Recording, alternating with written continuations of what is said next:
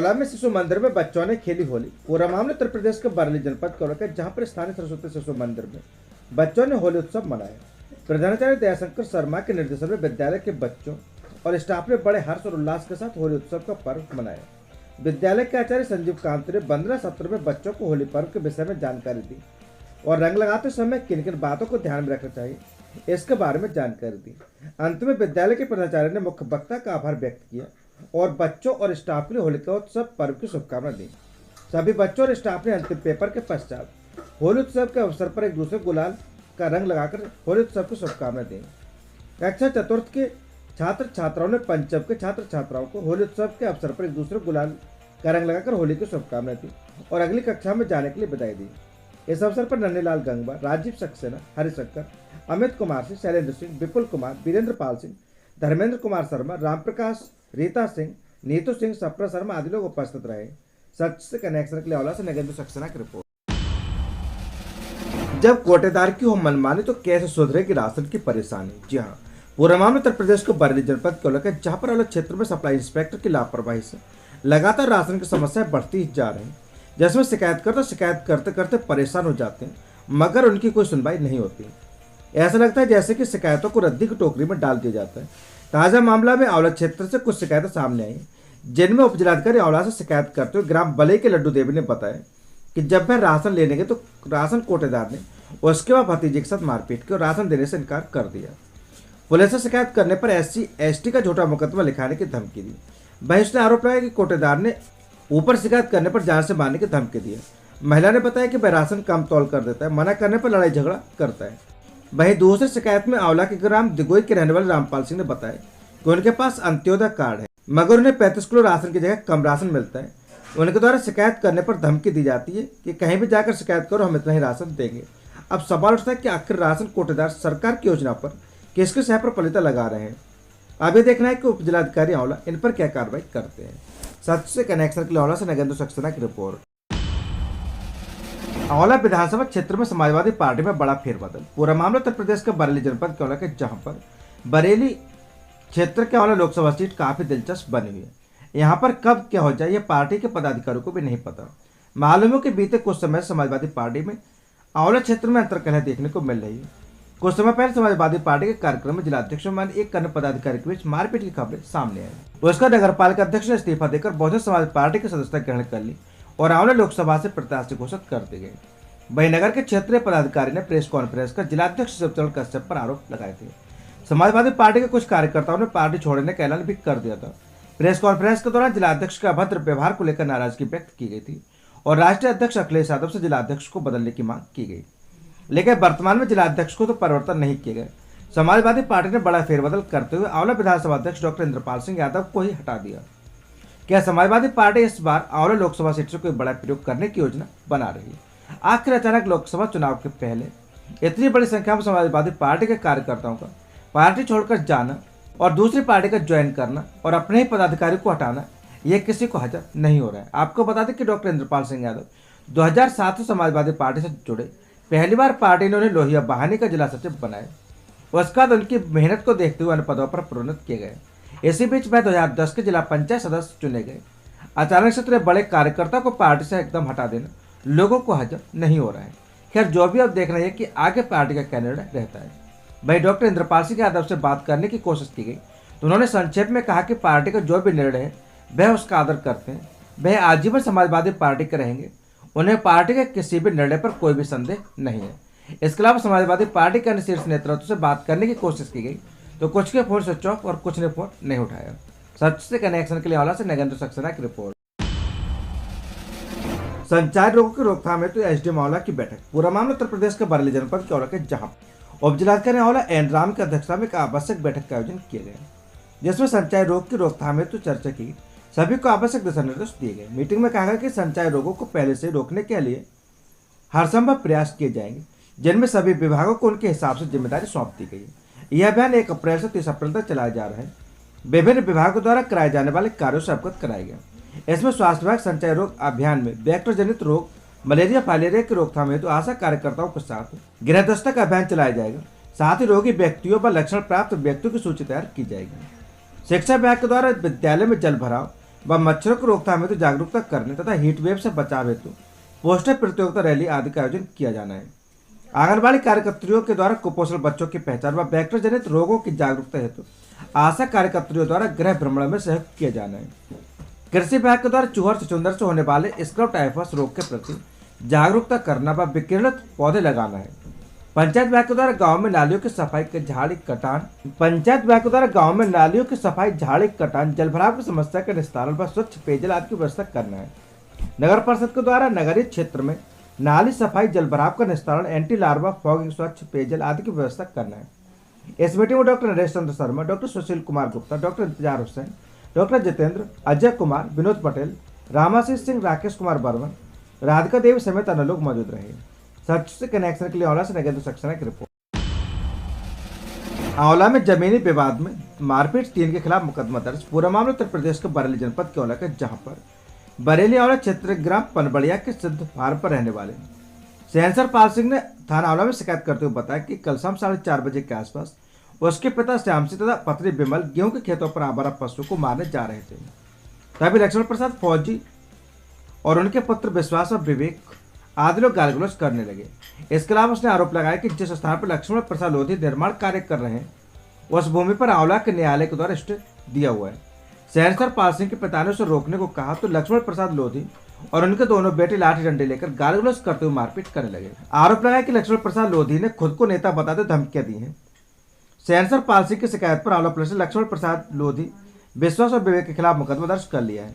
कोतवाल वीरेश कुमार ने कहा कि मुकदमा पंजीकृत किया जा चुका है, जांच कर विधिक कार्रवाई की जाएगी। लक्ष्मण प्रसाद लोधी से बात करने का प्रयास किया गया मगर उनसे कोई जवाब नहीं मिल पाया। सच से कनेक्शन के लिए आंवला से नगेंद्र सक्सेना की रिपोर्ट। अवैध देशी और कच्चे शराब मामले में आंवला पुलिस की बड़ी कार्रवाई। पूरा मामला उत्तर प्रदेश के बरेली जनपद के आंवला के, जहां पर आगामी त्योहार व लोकसभा चुनाव के मद्देनजर आंवला पुलिस लगातार क्षेत्र में सक्रिय होकर गश्त पर लगी हुई है, जैसे कि शांति व सुरक्षा व्यवस्था बनी रहे। इसी क्रम में आंवला पुलिस ने 2 अलग अलग स्थान से कच्ची और एक जगह से अवैध देशी शराब बरामद की है। पहले मामले में उपनिरीक्षक देवराज अपने साथी योगेश प्रताप सिंह के साथ सिहोलिया तिराहे पर गश्त पर थे। तभी सिहोलिया की तरफ से एक व्यक्ति आता हुआ दिखाई दिया जिसके हाथ में कैन थी। तलाश लेने पर उसमें कच्ची शराब भरी हुई थी। उसने अपना नाम हंसराज पुत्र रामपाल शर्मा, निवासी मधुपुरी, थाना आंवला बताया। इसके अलावा दूसरे मामले में पैगा प्लास्टिक के निकट नहर की पुलिया के पास सब इंस्पेक्टर वीरेंद्र सिंह व कांता प्रसाद गश्त पर थे। तभी पैगा प्लास्टिक की ओर से आता हुआ एक व्यक्ति दिखाई दिया। रोककर उसकी तलाश ली गई तो उसके पास से 22 शराब के पौवे बरामद किए गए, जिनका उसके पास कोई भी दस्तावेज नहीं था। आंवला पुलिस ने दोनों मामलों में कानूनी कार्रवाई की। कोतवाल वीरेश कुमार कहना है कि किसी को भी बख्शा नहीं जाएगा। सच से कनेक्शन के लिए आंवला से नगेंद्र सक्सेना की रिपोर्ट। आंवला क्षेत्र के गांव से नाबालिग लड़की को भगा ले जाने के आरोप में मुकदमा दर्ज। पूरा मामला उत्तर प्रदेश के बरेली जनपद के आंवला के, जहां पर आंवला थाना क्षेत्र के एक गांव के रहने वाले व्यक्ति ने प्रार्थना पत्र देकर बताया था कि उसके 18 फरवरी को 16 वर्षीय पुत्र तिगरा खानपुर कटरिया महादेव मंदिर पर जल चढ़ाने गई थी, मगर वह वापस नहीं लौटी। काफी खोजबीन पर कोई पता नहीं चला। जानकारी करने पर पता चला कि राकेश पुत्र अमर सिंह, निवासी गोकिलपुर, नंदगांव, थाना आंवला से अपने साथ बहला फुसला कर ले गया। आंवला पुलिस ने उसकी शिकायत पर मुकदमा दर्ज कर लिया। कोतवाल वीरेश कुमार का कहना है कि मुकदमा पंजीकृत किया जा चुका है, जांच कर विधिक कार्रवाई की जाएगी। सच से कनेक्शन के लिए आंवला से नगेंद्र सक्सेना की रिपोर्ट। जमीनी विवाद में 2 पक्षों में हुई मारपीट, पीड़ित ने कोतवाली में दी शिकायत। पूरा मामला उत्तर प्रदेश के बरेली जनपद के आंवला के, जहां पर आंवला कोतवाली के अंतर्गत लक्ष्मण प्रसाद लोधी, पूर्व फौजी, ग्राम लवहारी, थाना सिरौली के रहने वाले हैं। वह आंवला क्षेत्र में बदायूं आंवला मार्ग पर LPS इंस्टीट्यूट मेडिकल कॉलेज संचालित कर रहे हैं। उन्होंने बताया यहाँ पर उन्होंने सेंसर पाल से जमीन खरीदी थी, जिस पर मेडिकल कॉलेज का निर्माण चल रहा है। इसी जमीन विवाद को लेकर इससे पहले भी थाना कोतवाली में शिकायत हो चुकी है एवं प्रशासन के संज्ञान में भी है। ऐसी जगह पर दीवार पर प्लास्टर कार्य चल रहा था। पीड़ित ने बताया कि सेंसरपाल पुत्र भूरा व गुड्डू 5-6 अज्ञात लोगों के साथ कॉलेज में घुसकर जान से मारने की नियत से धारदार हथियारों से लैस होकर आ गए। मौके पर वह और उनका बेटा विवेक भी मौजूद था। वह लोग कुछ समझ पाते उससे पहले उन लोगों को मारना पीटा शुरू कर दिया और लहूलुहान कर दिया, जैसा दोनों लोगों की काफ़ी चोटें आई हैं। पीड़ित ने कोतवाली में शिकायत देकर मुकदमा दर्ज करने की गुहार लगाई है। सच से कनेक्शन के लिए आंवला से नगेंद्र सक्सेना की रिपोर्ट। अच्छा, क्या घटना घटी थी आज? घटना क्या, पापा बैठे हुए तो कुर्सी पर, तभी अचानक ये सब लोग फरसा, डंडा और कुल्हाड़ी और वो एक उनका जो सेंसर पाल से वो बंदूक लेके चले आए। तो हमने सोचा ये लोग बात करने के लिए आ रहे होंगे, तो इनकी जो पत्नी थी उन्होंने अचानक एकदम हाथ छोड़ दिया पापा के ऊपर, तो उन्होंने फिर बेट मार दिया पापा के ऊपर। जब हम बचाने गए तो हमारे ऊपर मार दिया, तो हम एकदम भाग गए। तो हम बुलाने जैसे ही आए तब तक पापा को अकेले देख के उन्होंने फोड़ दिया। अच्छा, घटना कहाँ की है ये? घटना कॉलेज के पीछे थी, पापा बैठे हुए थे और काम चल रहा था ऊपर छत पर। ये आपके आंवला बदायूं रोड आंवला बदायूं रोड पर क्या है आपका वहाँ पर? वहाँ हमारा स्कूल है और ये इनसे ही हमने जगह खरीदी थी, सेंसरपाल से।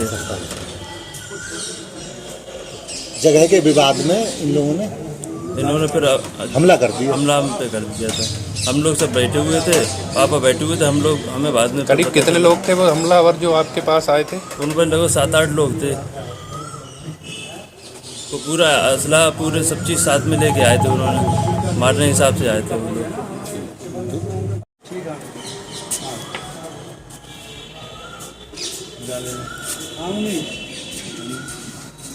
क्या विवाद है?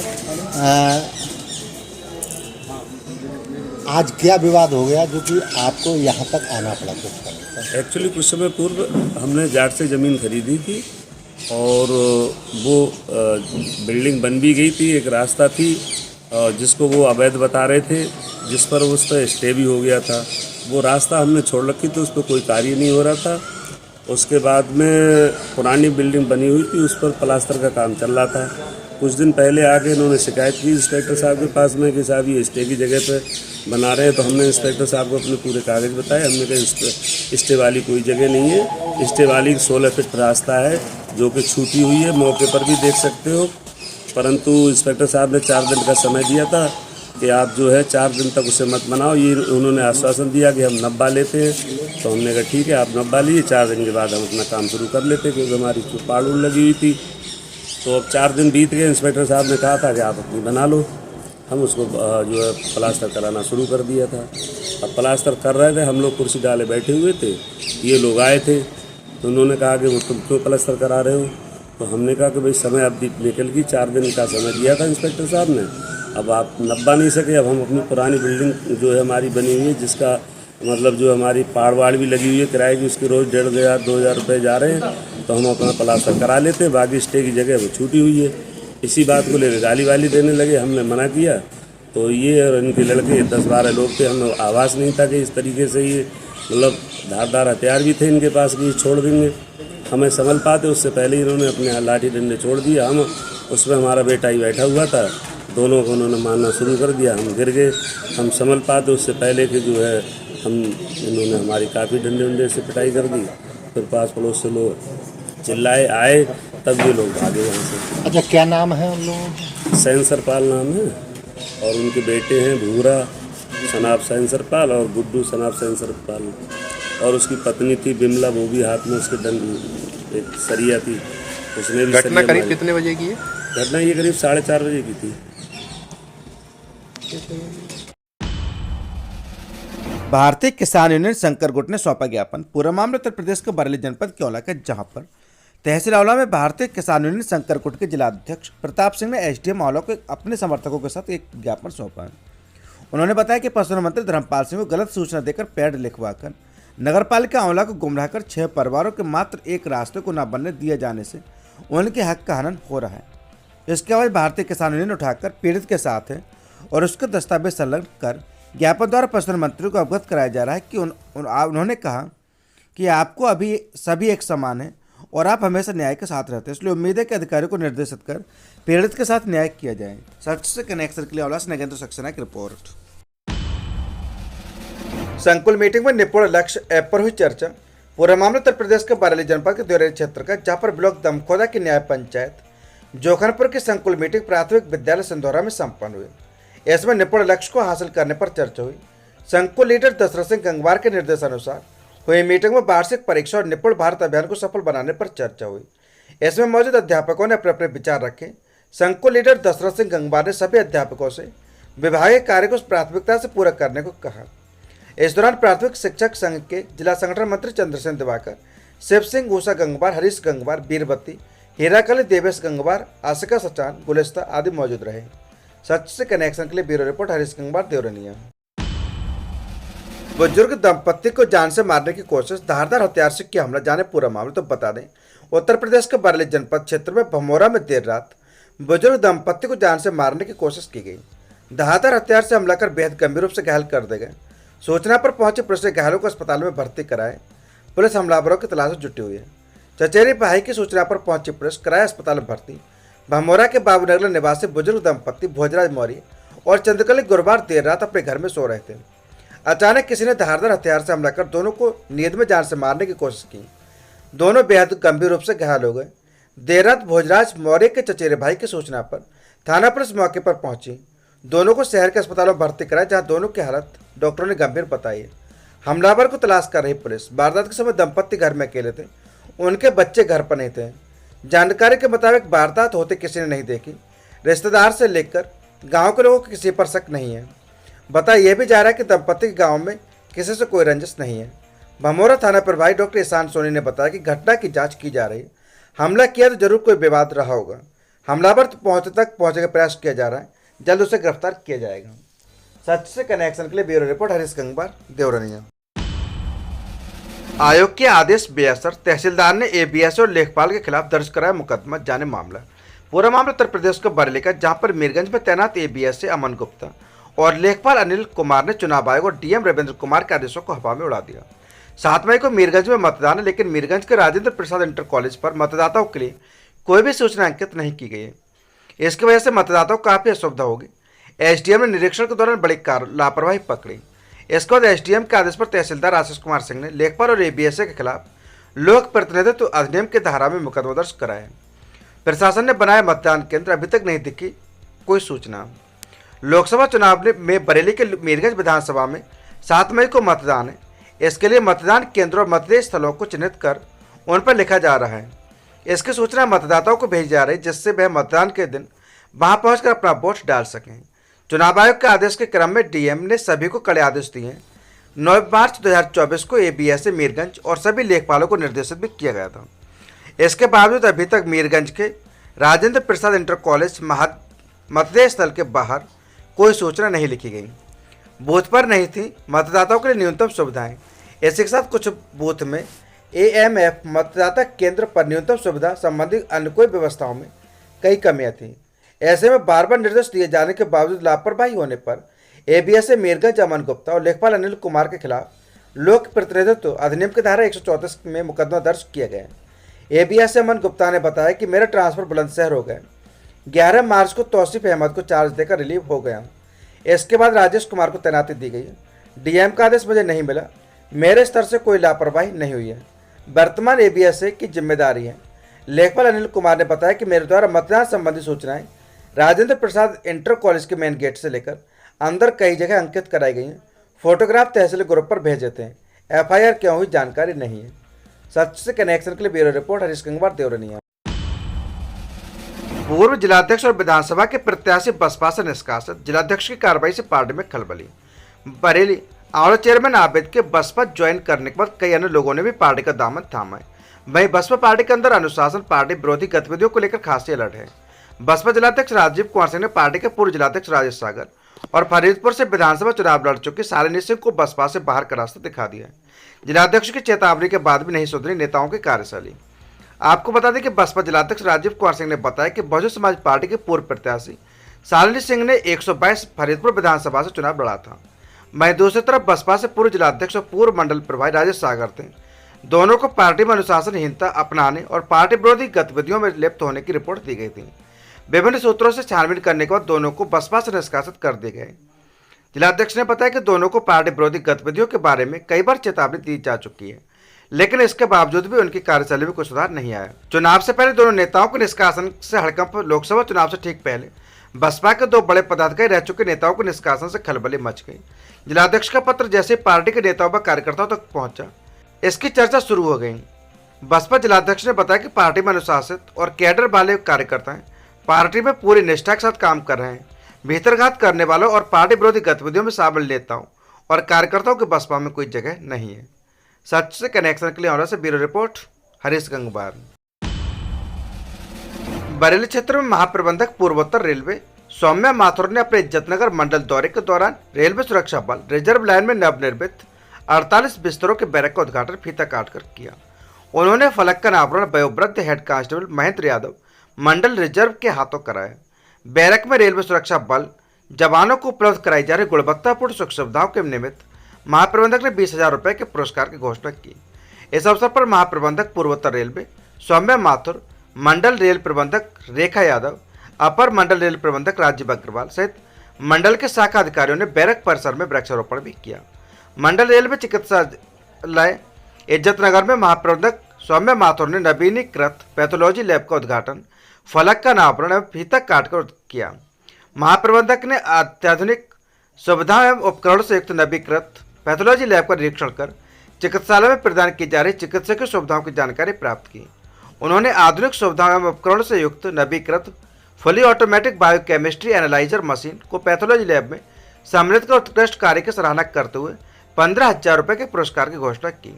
उन्होंने आशा व्यक्त की कि सभी रेल कर्मचारी, सेवानिवृत्त रेल कर्मचारी एवं उनके परिजनों को मंडल चिकित्सालय में liver, kidney, diabetes, lipid, urinal इत्यादि सभी प्रकार के मरीजों की बीमारियों की जांच मंडल चिकित्सालय में ही होगा एवं जांच रिपोर्ट के आधार पर उनका गुणवत्तापूर्ण उपचार हो सकेगा। सच से कनेक्शन के लिए ब्यूरो रिपोर्ट हरीश गंगवार, देवरनिया। बालिकाओं में क्षमता का निर्माण कर आत्मनिर्भर बनाए, ऋचा ब्लॉक संसाधन केंद्र पर पावर एंजल की कार्यशाला गतिमान। बीईओ ने किया संवाद, शिक्षक उषा गंगवार के प्रतिवेदन की हुई सराहना।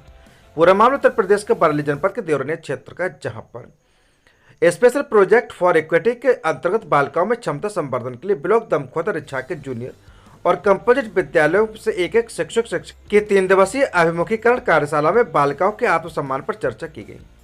ब्लॉक के खंड शिक्षा अधिकारी बीईओ प्रेमसिंह गंगवार के निर्देशन में शुरू हुई कार्यशाला में master trainer SRG doctor Lakshmi Shukla और फरीदपुर ब्लॉक के एआरपी लक्ष्मीकांत शुक्ला के अतिरिक्त दमखोदा ब्लॉक के एआरपी डॉक्टर देवकुमारी गंगवार ने प्रतिभागियों के विद्यालय में पढ़ने वाली बालिकाओं को इस तरह तैयार करने पर बल दिया गया जिससे कि वे आत्मनिर्भर बन सकें।